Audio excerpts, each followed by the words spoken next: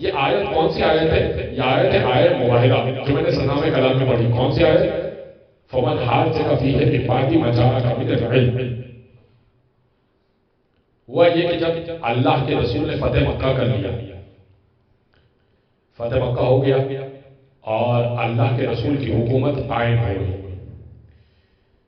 تو مختلف جگہوں پر رسول اللہ نے لیٹرز لکھ کے بھیجے کہ دیکھو میں اللہ کا نبی ہوں، یا ہماری اسٹیٹ اور ہماری نبوت کو تسلیم کر لو یا ہم سے پھر مقابلہ کر لو.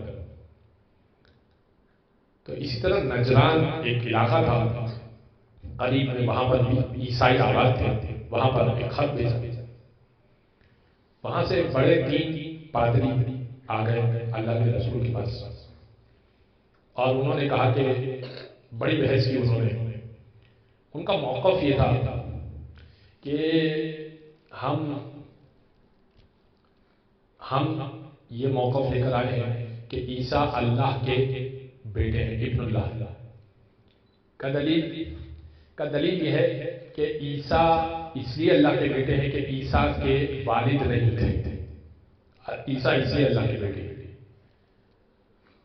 اور محمد مصطفیٰ تو بولتے ہی نہیں، وہی بولتے ہیں جو قرآن بولتا ہے.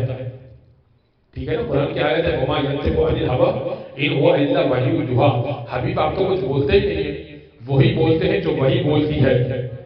ٹھیک ہے، یہ محمد مصطفیٰ کے بارے میں کلام کے متعلق پروردگار نے کہا ہے کہ محمد کچھ نہیں بولتا، وہی بولتا ہے جو وہی بولتی ہے.